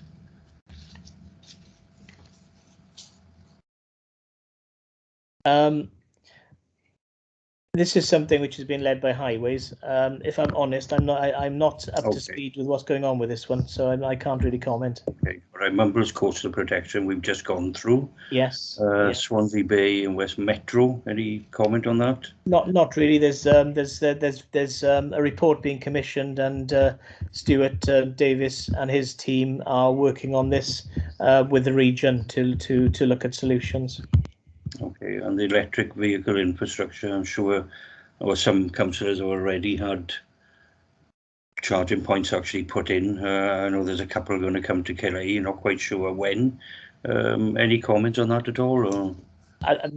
My involvement in this is mainly the city centre and the arena scheme, where we've just increased the numbers in both the car parks. So we've now got quite a lot of charging potential in the core city centre. So it's something which is being taken seriously and is being addressed. Yeah, okay. Our old friend Active Travel, you're not involved in that at all, are you? Or?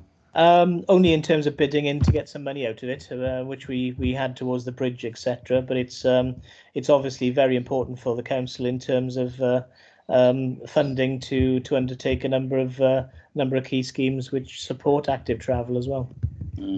Okay. Local Transport Fund. We were having a presentation in the next scrutiny actually on the transportation plan. I'm not quite sure if that's going to fit into this is going to fit into that. I would have, yeah, well, it will. I think a number of these active travel, electric, local transport fund, all of those are part of the transportation sort of the key issues. So I'm sure that Stuart or whoever's doing the presentation will cover those issues. Yeah.